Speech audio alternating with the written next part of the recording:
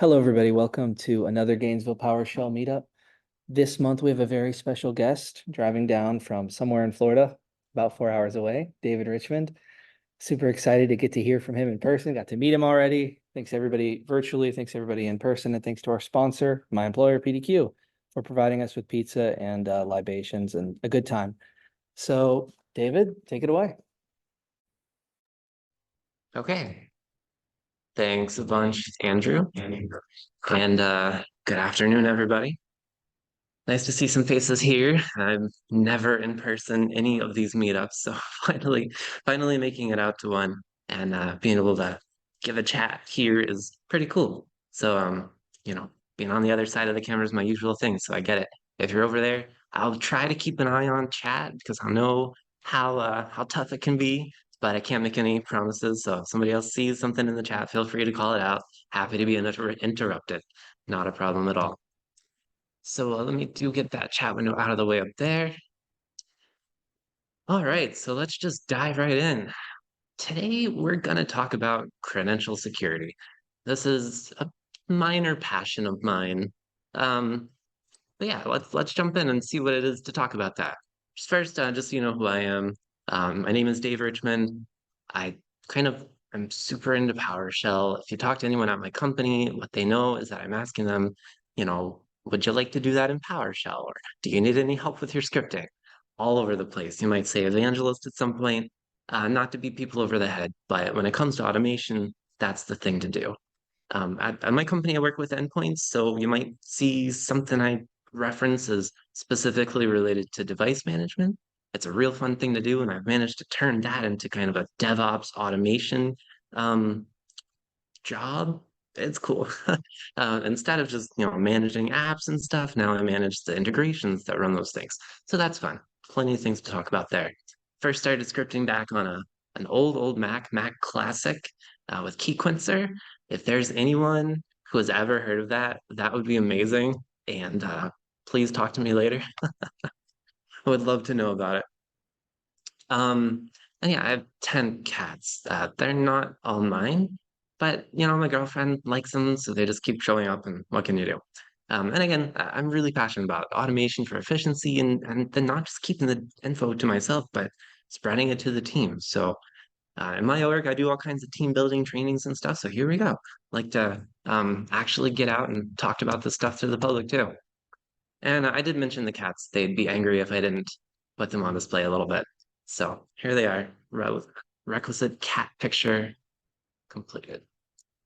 All right, let's get back into the credential stuff.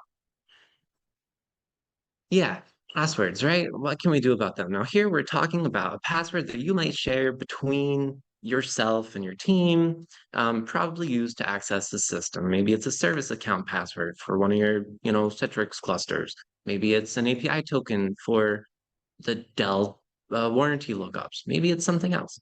A lot of kinds of things fall into this category. We're not talking today about your personal password. Like, some of these things kind of apply there, but not really. So let's think about what makes credentials tricky. Let's say I've got a username and password that are used to access an on-prem or cloud system. I've got a couple things I can do. I can keep those passwords in a readable file on disk. Eh, So he talks kind of how I expected. I can hear voices coming through, so if you have a question, make sure you put it in the chat so I know that you've got something to say.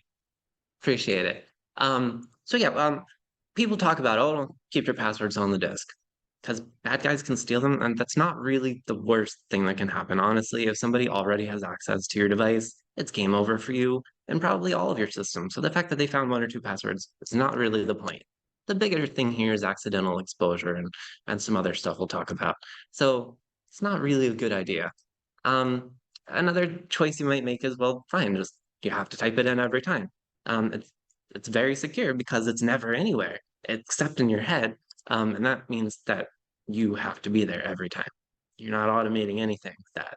So there's probably other things we can do, right? So logistically, if we have to talk about credentials, we're going to run into a few problems. One of those problems is sharing. Is it secure to send a password for sensitive service account over Teams or Slack, or just like write it on a friend's forehead? No, just in case anyone's not aware, your M365 admins and your Slack admins can see everything you say or everything you send in those things. That's just not a good idea. And we're not going to talk about sticky notes. Second, like what happens when it's time to update a credential? Great, you've got, hypothetically, you've got passwords in all your scripts and they're running on who knows how many servers. Well, guess what? Somebody just goofed up and committed that script with a saved password to your corporate GitHub repo. Now it's out there for everyone to see. You're going to have to rotate it. Well, it's in all those scripts. Hope you don't miss one, right? So, not a great start. And then there's the fact that you don't really have control. If that script is in a password, it's on a file on a disk, and you're not sure who's got it, you're not sure who's using it. You may be able to audit from the systems where it's being used, but it's really just uncontrolled. It's out and it's out. And there's nothing else you can do, right? So when it comes to actually moving these things around, that's tricky. But those are the challenges, right? But there is a way to make this stuff work. And now if you're thinking, I already know all this stuff, yeah, that's fine. We're really aiming for beginners here. People are kind of faced with this issue at a low level. What do I do with this password when I want to automate stuff or when I want to give it to a friend? So if you're already on top of this stuff, you're awesome. Not everybody is. So there are a few goals when we want to think about credential security. Let's aim for like a few things, right? An ideal world. In an ideal world, a security person would tell you, yeah, you should obtain your credentials on demand. It should only ever be stored in memory. And after it's used, it shouldn't be stored anywhere, right? It should just be completely ephemeral, obtained, and then discarded. It shouldn't be saved anywhere on the execution platform where it lands. As for logistics, you want to think about making sure that you grant access to your secrets or credentials. I may call them both or the same. Secrets, credentials, keys, tokens. We're all talking about this stuff at the same level today. So either one of those, you want to make sure that you're sharing access, not the content. Because the content, well, that puts you back in the boat we were talking about, right? Now you have that person knows that password and they might put it in a script and they kind of defeat your security. So you want to give them access to the system so that they can use the credential, though not necessarily know it. And secondly, you want to think about from remember we talked about like the issue when it comes to updating. If you've got credentials scattered around various scripts on different servers, or maybe in like God help you, different Power Query functions that you've written and Power BI that are manually hitting some services. We've all done it. Well, yeah, great. But now again, the password's updated. What you want to do instead is have a centralized source so that there's not 8,000 different things to update, but just one. And each one of those asks that central source, hey, what's the password for this? We'll talk about authentication later, but that is important too because you want to make sure that this access is controllable so that it can be revoked if needed, or so that it can be adjusted, right? Maybe group A has access to this resource, but they should only have read-only access. It becomes much easier to handle these things when you centralize. So we want to meet all these goals. There are a lot of solutions for this. This is not a new thing. Our requirements are a secure cloud-hosted secrets manager, and there's a ton of those. We've got Amazon Secrets Manager, Google Cloud has plenty of those. I don't remember what they call it, even though I use it. Cloudflare has a key value key that works out pretty well. Azure Key Vault has is what we're going to talk about today. That's just one of many. And you wanted to have a non-transferable authentication system. So the concept here is it's not easy to take those credentials from one place. And when I say credentials, I mean the way that you access those secrets. It's not easy to move that around. That reduces the attack surface such that someone can't just steal a hard drive from one computer, copy the certificate if they're not able to use that device. And then we are going to be talking about certificates later, a little bit of a preview. Don't worry, it's super easy. We're not doing not doing the crazy bits, just the easy part. But if you have a way to ensure that that is kind of stuck on that device, then the possibility of portability goes way down. So that's another requirement that we've got. And then lastly, we want to make sure that something we can easily integrate into our existing tools and processes and something that people are kind of familiar with already. If it could just be like alongside another established thing that you do, maybe a very consistent PowerShell application that people are using, like, you put in a username and password when you type get credential, right? It pops up that little box, or if you're in the modern era, it just lets you fill it in the terminal. We want to make sure that whatever we've got allows you to integrate with things you already know, right? I'll talk more about this later, but a large part of this is focused on accelerating the use of these kind of things within your organization, perhaps for people who aren't as familiar or aren't as comfortable with it as you might be. Or maybe you're the person who's not as comfortable about that, right? There's a lot of room for making things easier for people, even if you know how to do it already. So, like I said, team building, right? The more we share, the better everyone gets. So, we want to make sure it's easy to use. So, let's put together a recipe for how we can do this.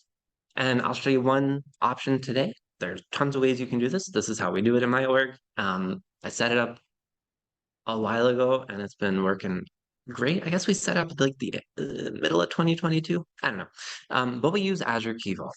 We're a pretty big Microsoft shop, and Azure is an integral part of that. So we've got rather free access to it. I won't say we have free reign of the administrative side. If you're in an org of any size or your security team is any particular level of um, rabid, as some are, not that ours are, you might have less privileges in the cloud compared to others, but you can still make it work. So today we're going to talk about Azure Key Vault. That is centralized secrets management. That's what it is. It lets you store secrets in the cloud, and we're going to look at it later live. Second, we are, again, in Azure. We're going to talk about Azure App Registrations. Those are the authentication gatekeeper that allow you to create that non-portable and yet very much secure and system that gives you the ephemeral view of credentials on demand. If none of that makes sense, just wait for it. We'll see it live. And secondly, we want to make sure that it integrates with PowerShell. So we want to make sure that if you like forget about all this stuff, what do you do with a credential? You pass it through to a command. You use the credential parameter on invoke command. If you are hitting a server for something, use the credential command parameter to talk to various things like the Slack API, the Splunk API. Even Graph to some extent can be handled through here, although Microsoft stuff gets a little bit of an exception. Or that silly example I mentioned earlier where you've got Dell Tech Direct. You're doing Dell warranty lookups and you've got a Dell serial number. Well, you need to pass a credential to that API so you can get a token so you can do it. So again, we just want to make sure that we get credentials back because that's really the end of it. Now I will tell you that there's some APIs where you don't need a full credential. And that's fine. We can account for that too. If there's not a username, that's okay. So we'll handle all those edge cases. That makes sure that our secure strings stay secure. At no point would you want your secure string to turn back into plain text. The Azure Key Vault allows you to retrieve these as secure strings, so they maintain secure stringness through the entire use until which time they're released by, the magic.net garbage collector, which we're not going to talk about, and they just vanish into the aether. So yeah, think about what we were talking about earlier, right? It's obtained on demand, it's only ever memory it's disposed. Yeah, that sounds like we're gonna meet all those requirements. We're gonna share access by giving people access to that authentication gatekeeper. It's in the centralized source, and we can revoke it if we just, turn off that access for whatever person or object that is. So this meets all the requirements that we had for internally making sure that we can share credentials and use credentials securely. So yeah, that's a lot there. Lots of theory and stuff. I think it's way more fun in practice though. So let's go see it live. And this is not going to start in a PowerShell console, as much fun as that would be. We are going to start in Azure. So one sec while I get the Azure window open. All right. Do not want to see hippopotamuses today. Okay, so portal.azure.com works great. Nope, thanks, Windows. All right, so here we are. We're in Azure. Now I'll tell you, if you don't have access to Azure, I created this Azure account 2 days ago. Okay, you get like 200 credits for free, and I had already used up my 200 credits in certain circumstances, but don't worry about the email address. It's one of those throwaways that you use for random things, and I have no shame about it. No, it's good to call that out. Normally you would say, hey, is this guy a scammer? But instead, no, it's just like that throwaway that gets all the spam. And Microsoft is amongst those that is allowed to spam me. So I'm not gonna decry that, not if I have to. My real email address is Gmail. Just putting that out there. But yeah, here we are in Azure, right? And again, I just created this. It's very easy to move around in. So there's all kinds of stuff you can do.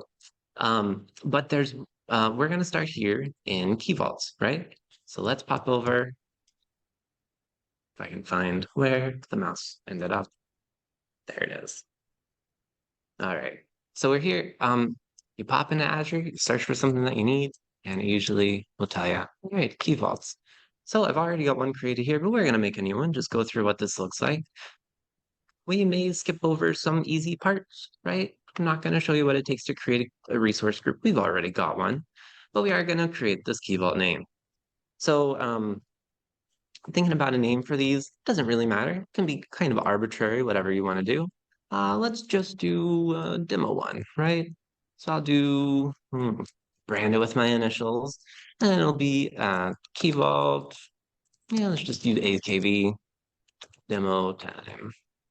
All right, so it's demo time. We don't care about pricing because Key Vault stuff is super cheap. It's like 3 cents per 10,000 transactions, which is annoying because Amazon charges it 10 cents per secret stored. So every month from Amazon, I get a bill for a few, fractional dollars. I don't know, 70, 90 cents for however many secrets I have with them. Kind of a pain. With Azure, you don't really have to worry about that unless you're doing mass amounts of transactions. So yeah, we'll get this created. Yeah, sure. That's fine. Everything's fine. We don't have to, again, we're just kind of flying through this. We're not going to worry too much about what it means. And as that deploys, let's go set up part two. So part two, back to portal, azure.com, enjoy the lovely wildlife photos, which Microsoft insists on shoving into Edge over and over.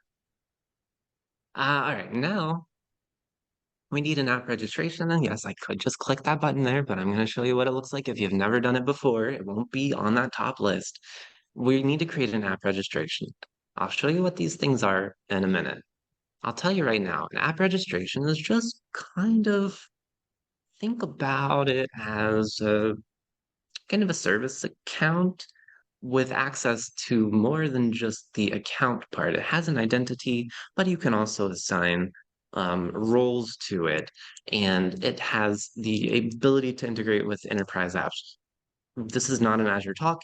If you'd like to learn more about Azure, head up the docs. We are using this app registration explicitly for one reason, and that is it provides a proxy identity that we can use, that we can authenticate as using a credential, so that we can go from this device here or your device there to this app registration into Azure Key Vault to retrieve secrets or set secrets.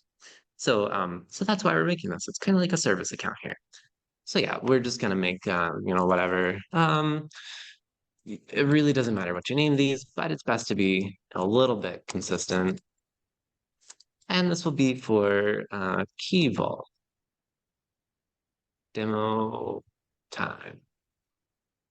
Now, I did have another app registration. I suppose you could use the same one for multiple vaults, but here we're going to use different ones. And it's probably best from a security perspective, least privilege, contain your stuff as much as you can so that one system or so that every system isn't compromised by one thing. So we're not going to look here and read through any of this about Xbox and anything. This is literally all we need to do. Just a name, and there we go. All right. So we've got an application ID. We'll need this later. And here's our tenant ID. That's also going to be important. And you'll see there's one more thing we'll need. But at this point, we're almost ready to get into the PowerShell. I know that's the interesting part, but there's one more thing we've got to do over here. Let's make sure, okay, it's already completely deployed. Let's pop into it.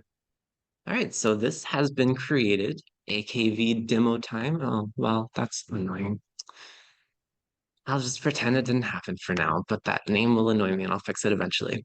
Um, the perils of using crappy little laptop keyboard. So we're gonna set up access to this. Now, remember, we created that app registration. We need to give it permission to talk to this account. So we're gonna add a role assignment. And again, I know I'm flying through the Azure parts of this. Don't worry about it. You can look at this video later, or there's plenty of guides on how to do this online, as well as a blog post that I'll be putting out about this whole thing, with a link to some of the later, PowerShell parts later. So yeah, anyway, we need to set up a role. So fortunately, there's a whole set of roles already available to us. I'm just going to be lazy, right? We're just going to pick Key Vault Administrator. Okay, so maybe will be that won't necessarily be required all the time. You can, in some cases, use a less permissioned role, but in this case, just to make sure everything goes smoothly with a very limited Azure tenant, this is what's going to do the best for us. So yeah, let's find a member. So we're going to search for demo time. All right, search if you want to be that way. Huh, I wonder if it hasn't actually created this. I'll just look for it by the full name. All right, there it is. Yeah, lovely Microsoft. Some of their search boxes work by partial match, some are start of string, etc., etc. What can you do? This one likes to be start of string. Okay, so we'll get that in there. And this now is going to receive the Key Vault admin role, and that's our app registration. So there we go, viewed and assigned. So now we have everything in place on the Azure side. Well, there's one more thing we should do. Let's pop in here and actually stuff some secrets into Azure. I'll show you why this matters later, but I'm going to use a very particular naming template for this. We'll call it, what's a cool system that we might like to access at some point? Anybody have anything you want to shout out? Thinking like, it would be awesome if we had the Domino's API. We need the Domino's API. So we're going to create the ability for us. Let's hypothetically imagine that we've got access to the Domino's API and we're going to be ordering some pizza on demand. Well, you don't want your sensitive pizza ordering credentials to be shared, so you're going to use them in your secure key vault. All right, so let's make Domino's and we'll put the username in here as, I don't know, what could it possibly be? Pepperoni. All right, and you notice that it does hide it, but if I type it in there, cut and paste, then you can be sure you haven't missed any letters. Yep. Okay, cool. You can do all kinds of things with activation and expiration here too. For right now, we're just going to leave it as enabled and have that be created. Don't worry about that.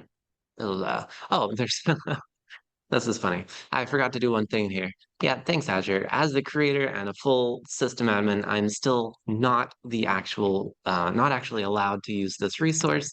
So I'm going to add myself in as the Key Vault administrator, just real quick. Unfortunately, I do show up in the list very quickly, so there you go.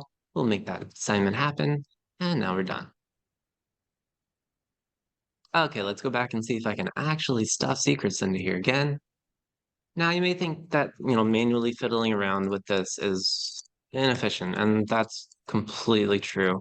There are ways for you to populate Azure Key Vault. If you have, and I say this because my org is like this, if you have an on-prem like credential vault, like CyberArk or PIM, um, if you, a lot of orgs don't allow you to hit that with an API. I don't know why. A couple of that I have seen don't. And so using a system like this allows us to maintain security while also having accessibility to our orchestration servers when we need to, execute automations. So just saying there are ways you can, there's systems that connect these things together. So always having to type it in manually isn't required. But in this case, we're going to do that. So again, we're going to paste in pepperoni for the username. And that time, since I do have the proper administrative rights, I can create it. We'll make another one, and we'll just start this again, AKV, Dominoes, and this is going to be the password, and the password's going to be extra cheese. All right, so just in case, get that in there. Now, of course, if this was a production system, probably not sharing your username and passwords in a big presentation with everyone, or else you're about to go down that rotation route pretty quick. But here it doesn't matter because it's all made up. Points don't matter, just like those lines. Okay, so those are in there. All right, cool. So we've got our key vault set up. We've got our app registration set up. We've got API permissions. Oh, let's add the API permissions. So here we go. We're gonna add Azure Key Vault permissions in here. There's only one. What this does is it allows this app registration to appear to Azure Key Vault just as this identity. So remember, we gave this identity the Azure Key Vault administrator role. Um, this is how this app registration is actually allowed to pass that through to the resource in question. So again, if that doesn't make much sense, don't worry about it. It's Azure stuff. This is just what's required to get it set up. I am showing you this to you live. I do have one already created, but that took about, I don't know, 10 minutes. And we've basically got everything in place to be able to use this. I just want you to see how easy it can be. Now, it's easy for me because I've done it I've done it a few times, but it can be easy for you too. There will be a guide. And to be honest, I learned this from posts on the internet. If I can find them, I had meant to have a resources stack available, but just lost track of it. Anyway, these things are available out there. If you look for them, you can find them. Okay, now we're finally done messing around in Graph and in Azure, and we can go back to VS Code. Our good home, our wonderful, wonderful VS Code. All right. So this will be like part two, right? We've got our key vault in place. Now, how do we use it? We've got our centralized stuff set up. We've got it so that we control the access. Now, how do we grant the access to a particular place? And then how do we make it easy to implement? So we've done the first one and then half of the second, and we're on the rest of the half of the second, and then part three. So I have for my organization, we needed this capability and I needed it to be pretty easy for other people to use. So I've got a bunch of easy bootstrapping stuff in here. And I'll show you what that looks like. This set of functions in this module, which is not published anywhere, but I do have it in a local repo. Well, this is going to tell you, you'll see there's a few things that are required. So actually, let's pop over to Azure real quick. Remember how I said that this identity, this app registration has access to our key vault?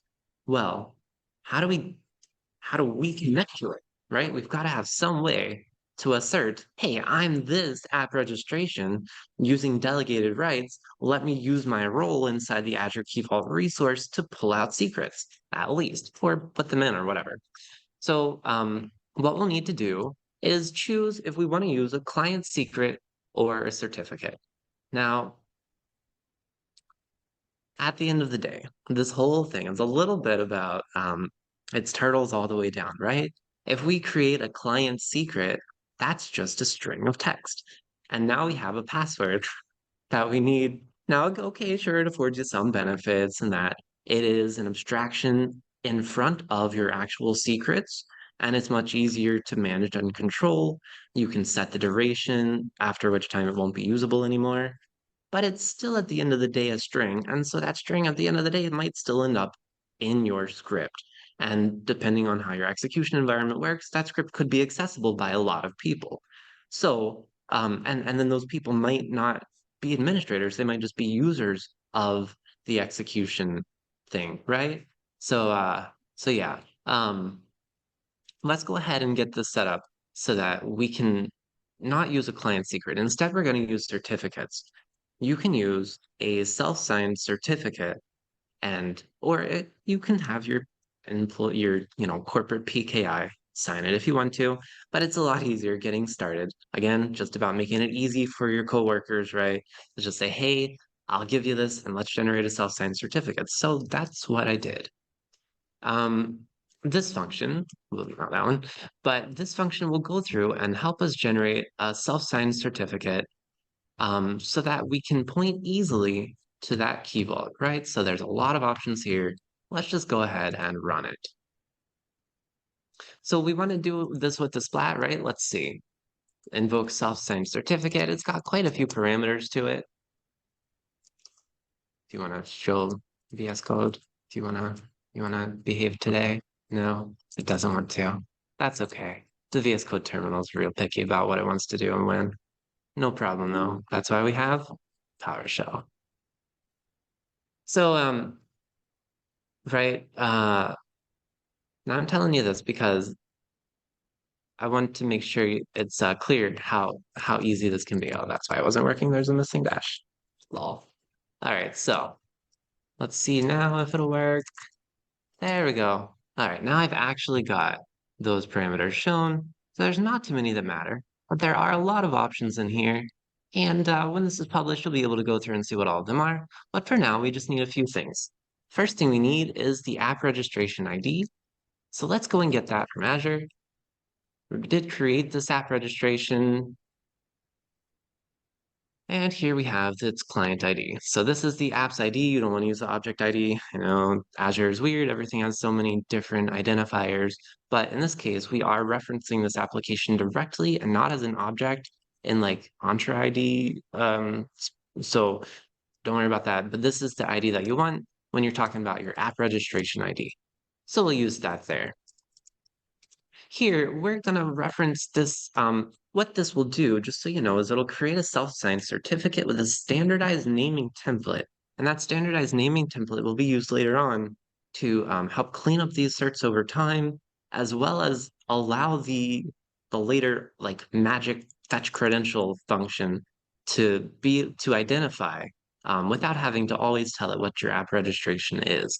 So for that reason, we're going to give this an easy one, KV demo time, right? Something, it is possible for other users to inspect your certificates. So when I mentioned that client secrets are just strings that might be taken, while certificates are just, just technically it's just a bunch of bytes that might be taken as well. So you want to make it kind of arbitrary what they look like at some point. In this case, I've set this up to be pretty opaque. We can pretty much determine what it is from what it says. In your production environment, you might want to obscure it a bit more, but for now, this is fine. And I'm going to prefix this just with, something random. If you want to use your company's initials, that's fine. Here, I'm just going to use mine. This is just, again, a nice way to identify these things so that you know that it's your system that created this stuff and nothing else. So with that in mind, we can go ahead and make it happen. So we'll get this flat loaded up and we'll actually go through and make it. Now, you're about to see a lot of junk hit the screen, okay? And I'm telling you why right now. I made this for people who are not at all used to using PowerShell. And I give this startup script to them and I say, hey, run this. And when you see the big bold text with a white letters and a red background, that means you need to do something. So I'm talking about making this easy for people on the team who are just started, who are hired as operations engineers, but they might not have the experience with PowerShell. So it kind of offends me too, but we're just going to deal with it. Okay, so why didn't that work, right? Think about what we're trying to do. We're trying to create a certificate in the machine store. Can't do that if you're not an administrator. So let's take this lovely info, pop over to our previously spawned as an administrator PowerShell instance, import this module just so I can be sure that it's available. All right, so we'll get rid of all that. And now that we're running as an administrator, the same command will work. And you'll see the wonderful span. Okay, so this is why, again, said making it easy for people. What this does is it generates a self-signed certificate and adds it to the local machine store. Then it exports that to a .cer, which does not contain the private key, to be clear. This does not have to be secured, but it still should be handled with some care. This certificate file is what we'll upload to Azure. So let's go ahead and do that now. I'll take that file path over there, drop back into here. I need to be in, yeah, this is the app registration. So with that certificate, which is on disk, I'll go to the upload certificate bit in the app reg, and then I'll navigate through the file system and hopefully nothing crazy happens. All right, cool. You'll notice that the certificate is named here with this PC name, which is just something silly on this laptop that I pulled out at the last second, but it does help to identify it. And I'm going to further identify it in this list. And I want to encourage you, when you're using this kind of system, the more you can enforce standardization across employees, if you're a manager and your employees, or if you're not a manager, like I'm just, I have peers, right? I'm team building from within the team. And one of my goals is, hey, let's be efficient. If you upload the certificate and you don't have it clear what it is or where it's from, you're not going to know who to bother when it expires in a year, right? So we'll go ahead and add this in. I did set this to last a year. So yeah, now that's up there. That's uploaded. That'll be good until next year. And since I've identified it, they know who DSR is, and I'll be like, oh, sure, that's on that one stupid laptop that I was doing my demo on. All right, cool. So now I know when my certificate expires, which you get all kinds of alerts about. Now I know where it is and what to do. So just a little tip, get people to standardize that stuff as much as you can. It'll save you a ton of hassle. Okay, so with that uploaded, that's step one of being able to use this stuff. Let's go back to PowerShell and The library closing in the 30 library will be closing. minutes. All right, so fortunately we've got plenty of time before they're kicking us out of here. So yeah, right, we've got that done. So yeah, we already did the certificate upload, so we can just skip past that funny thing. I forgot I loaded a couple of GIFs in here for reactions, but we'll just skip them in the name of time. Okay, so we've got all of the pieces in place to be able to access that from this computer. Now it comes down to how do you do this? And the way that you connect to Azure with a certificate is can be annoying. You would have to do this, right? You would do connect as account, and then you would have to find the parameters in here. Okay, we'll use a certificate thumbprint. Or we might want to use, there's a lot of options in here. And if this doesn't look familiar to you, just don't worry about it, right? You might provide a password to it if it's a PFX that you don't have imported. Like these you would use if it was on the file system. Since it's in our credential, in our certificate store, stored in Windows in the registry, we don't have to jump through that. We just have to point at it by its thumbprint. Well, now I'd have to go and I have to like, okay, fine. Cert manager, or certlm.msc and find that and root through the certs. And yeah, okay. I don't want to have to do that. That's really annoying. So what we have instead, um, oh, and then once you've got that connected, you have to like make sure your as context is in the right place. If you have a subscription, you might have to switch to that. And then on top of that, you have to identify your key vault by name. And so there's a lot of steps that are required to do this manually, which we're going to bypass. So what I have here is a function that lets you connect to an Azure Key Vault. Picture this as similar to how Connect MG Graph works, if you've used that, or how some other things connect. If you use the old QAD commandlets, you do connect QAD to get connected to that ARS proxy server. I don't know if anyone's in the room has used that stuff, but it's a similar thing. You run a command, your connection is established, it's instantiated, there's metadata left on your device, maybe in a global variable or stored in a namespace somewhere so that you can use that information later. And that's what this does. So we're going to connect to this Azure Key Vault, and we just need a few parameters here. So I did have this set up for my other one first. We're going to switch away from that. And remember the name that I gave to that key vault is just this guy, DSR-AKB-demo time with a capital I. So we're probably going to have to use that capital I. It'll just be as here's a punishment for not being carefully typer. All right. The subscription ID, I don't have to change this since my subscription ID isn't changing, but I will show you if you ever have to look it up. Just go up in here, search for your subscriptions. There's easier ways to do this if you have more than one, but I only have one. So this is the fastest. It's right here. This is your subscription ID. I just created this Azure tenant 2 days ago, right? So very bare bones, but also super easy. You just pull the subscription ID out. If you have the reason why this is here as a parameter, just so you know, is if you have multiple subscriptions, which you will in a corporate Azure environment, this allows you to make sure that you're running it off of yours instead of off, the network teams or the application team or the, prod business team, whatever they are. Okay, so then we need our app registration ID. We already have that tucked away up here. So we'll copy it down and move it around and drop it in. Now our tenant ID, again, that doesn't change unless you're doing things with multi-tenant. And in that case, I wish you luck. I'm lucky enough to only have to worry about a single tenant where I work. But for MSPs, you're gonna have to juggle multiple of these. So that can be fun. Good luck, right? And then to identify the certificate that we want to use, just in case there's more than one, which in this case there are, I'm going to tell it what the certificate nickname was. So this will make sure that if it doesn't know which certificate to use, this is how. And with all that in place, right, now we could type all that stuff in, or we could have done it without splatting. And if you haven't used splatting, you'll see I'm using that almost exclusively here instead of down here, right? Specify all the parameters in one line. When you're splatting, it gives you a lot more flexibility to add or remove your parameters, to perform easier, like dynamic evaluations inside your hash table here. So yeah, Colin, it's super easy to set up a personal free one too, like anytime. They'll give you 200 credits. They only last like 90 days, but it's super easy to do and awesome.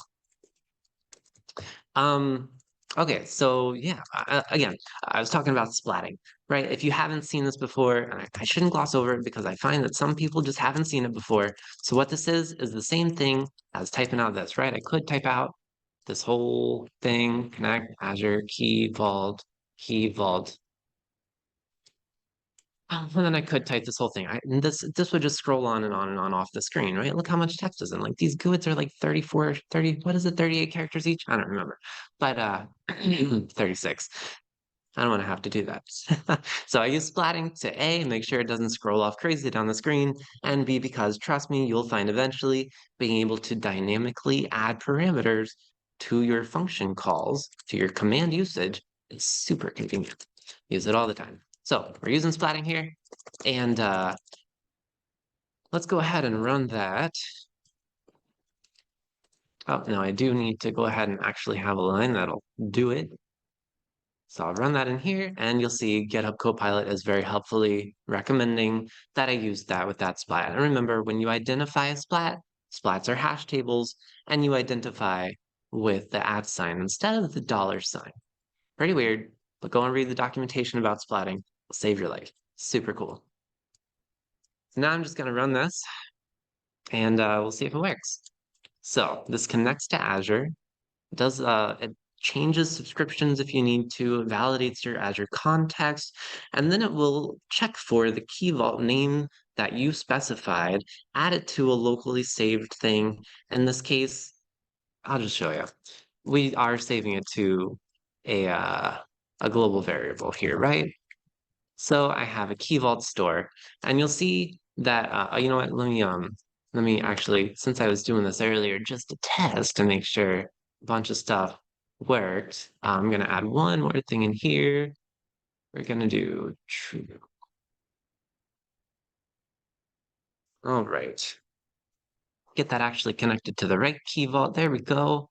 DSR KV demo time. And let's make sure in our key vault store. And again, this is a global variable because in later uses of this, and what we do internally with this is, yeah, a lot of times you might want it to be a script scope or something, but here I've set it to this for ease of use so that we can be sure it's always available inside other functions all over the place, right? So this was all initiated by that single connect command. It saves this to a variable, and this variable later is used for secret fetching. So, but okay, enough about that. You can read the code later. Just want to show you what it does, right? We've got this set up, and now it's time to go and fetch a credential, right? We're connected to Azure. With that, you see that this used that service principal account. That's what it did. It found that credential in the certificate, and it logged into Azure with it. So I didn't have to use my own thing, and this could be done completely autonomously. So this is now very automation friendly. So a couple last bits. Now that we're connected to the key vault, sure, we could come in here and type out our key vault name, what would it be? Demo time. And we decided to use, instead of Space Odyssey, we decided to use Dominoes. So we'll do that, and now let's see what that gets us. Okay, so it did return that. Note that it just returns a bunch of metadata, but this is kind of lying to you. Remember, PowerShell formatting means that sometimes what displays in the console is not what that object actually is, or what it contains. When we pipe it to select star, which is select property, select object property star, forgive the aliases, you'll see that it does contain a secret value. And that secret value is what I talked about before, a secure string. So that never has to exist as a non-secure string. Although in our case, it's just the username, so it might not matter. We might just keep that one as plain text later. So the same thing for the password, right? Let's say we wanted to get the password. We could go through here and type this whole thing out. And then we'll see how does that come through. Okay, well, I'll tell you right now, I don't want to have to type that every time, but I'll show you if you do this as plain text, instead of getting all that extra metadata, this will just get us the password directly. Remember, our username, pepperoni, password, extra cheese. So I think this is a pretty good Domino's order coming along. And it's just that if you have to do this every time, the people on your team that are not familiar or comfortable with this, they're not going to do it. Tell you straight up, they're just not. So let's make it easier for them, right? Yeah, you could manually construct the PS credential. That's just no, let's not, right? Let's not, and yet let's say we did. So we probably want to do it a better way and make things even easier. Okay, so let's get out of here. We're going to start with this function here. This is another part of this key vault module, which does more than that, but that's pretty much all it does these days. Get secure credential will allow us to target a credential by name. In this case, that's going to be the Domino's credential. And remember, we gave those a very specific name. Don't worry about that secret function you saw over there, Suresh. I just got bored and decided things needed to be base 64'd. Yeah, but we're gonna fetch a credential from the key vault, and we're gonna tell it, now this actually can fetch credentials from a lot of other places like PowerShell Universal, who I was just talking to somebody over there, they use it. We use this internally to fetch credentials from a lot of other places. And before anyone says, why aren't you using PowerShell secret stores? Because I didn't like it back when, and I still kind of don't like it. And this has been easier for us to implement. So it's just the way it is. You could certainly re-implement this, and I am considering doing that with the updates that they've made to the built-in PowerShell secret stuff, so you can add your own vaults and everything. I know that this kind of already exists, but this specific function existed a little bit before that got better. So we've been happier with it for now. Okay, and so yeah, we're going to specify the vault to get it from Azure Key Vault. Target name is Domino's. And remember, this command, get secure credential. What does this sound like? Get credential. So instead of having to know the username and the password for get credential, now we just say, what's our target name? And most of these are for APIs, so that's how that's labeled. And yes, you are correct. PowerShell is using the PowerShell secret store behind the scenes. Right. PowerShell Universal, we have a much easier time doing this because it also directly integrates with Azure Key Vault. So not a problem. I have no problem with the PowerShell secret store, except that when we were doing this stuff, it was easier to create our own vaults for things like task sequence variable retrieval, right? We were still using SCCM, still are. So lots of reasons for that. Happy to talk more about it. But yeah, that's a good point. PowerShell Universal is awesome. I can't say enough good things about it. Yeah, let's go ahead and just run this and see what happens.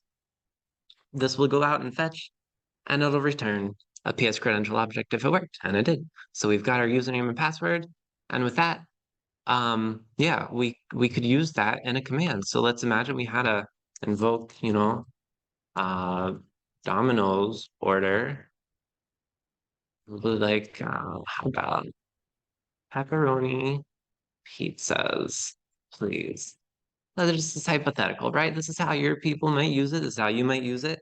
You don't have to store, you don't have to move things around. This is how this would work.